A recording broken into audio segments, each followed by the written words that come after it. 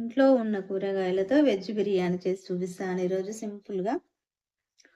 సొరకాయ ముక్కలు, చిక్కుడుకాయలు, కొత్తిమీర, పచ్చిమిర్చి, ఆలుగడ్డ, టమాటాలు, జీడిపప్పు, సన్నగా ఇలా తరిగి పెట్టుకున్న ఉల్లిపాయలు, మీల్ మేకర్, బాస్మతి రైస్ 2 గ్లాసుల రైస్ నేను ఇప్పుడే నానబెట్టుకున్నాను.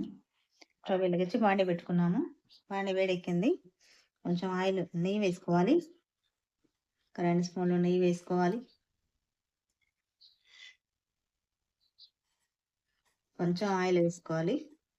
కొంచెం ఆయిల్ సరిపోతుంది. నూనె వేడెక్కిందండి బాగా. పచ్చిమిర్చి వేస్తున్నాను. జీడిపప్పు వేసుకోవాలి. వేడుతుంది. ఇప్పుడు మీల్ మేకర్ వేసుకోవాలి.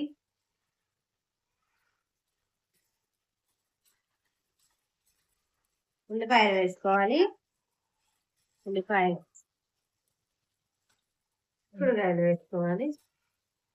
ఆలుగడ్డ ముక్కలు వేసుకోవాలి. ఇప్పుడు సొరకాయ ముక్కలు వేసుకోవాలి. 2 టమాటాలు కట్ చేసుకున్నాను వేసుకోవాలి. అల్లం పేస్ట్ వేసుకోవాలి. ఉప్పు వేయాలి. తొందరగా మగ్గిపోతాయి ముక్కలు.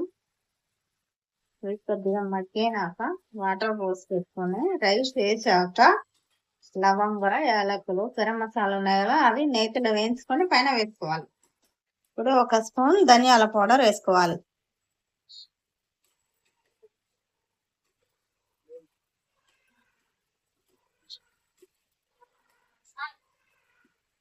మగ్గిపోయినాయి కదా, ఇప్పుడు బాగా మగ్గిపోయినాయి.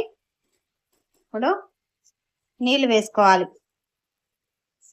2 గ్లాసులు రైస్ తీసుకున్నాను కదా, 4 గ్లాసులు నీళ్ళు పోయాలి. లవంగాలు, దాల్చిన చెక్క, యాలకులు, మిరియాలు ఇవి ఇప్పుడు వేసుకోవాలి.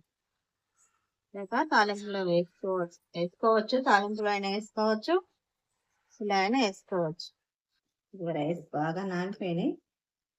అర్ధగంట సేపు నానబెట్టిన కదా, బాగా నానిపోయినాయి. ఇప్పుడు వాటర్ వేసుకొని రైస్ దాంట్లో వేసుకోవాలి. నీళ్ళు వేసుకోవాలి.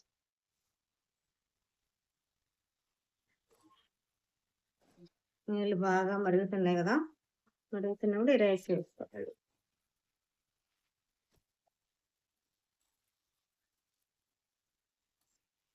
కొత్తిమీర, పుదీనా తరుగు కూడా ఇప్పుడే వేసుకొని బాగా కలిసి మూత పెట్టుకుంటే అదే ఉడికిపోతుంది. ఒక్కసారి కలుపుదామండి. ఒక్కసారి పైకి కిందికి మెల్లగా.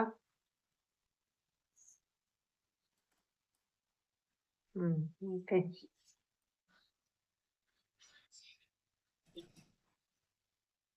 గుమగుమలాడుతుంది రైస్. గుమగుమ వాసన వస్తుంది. రైస్ రెడీ అయిందండి. ఉడికిపోయింది రైస్ ఉడికింది. పొడిలాడుతూ ఉంది రైస్.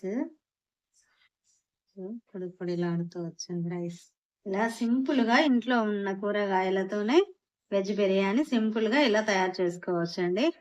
వెజ్ బిర్యానీ అంటే షాపింగ్ చేయాలి, మార్కెట్కి వెళ్ళాలి, అవి ఇవి తేవాలి అన్న ఆరాటం లేకుండా ఇంట్లో ఉన్న కూరగాయలతోనే సింపుల్ గా ఇలా వెజ్ బిర్యానీ చేసుకోవచ్చు. తక్కువ కూరగాయలతో ఇలా వెజ్ బిర్యానీ ఇంట్లో ఉన్న కూరగాయలతో చేసుకోవచ్చు.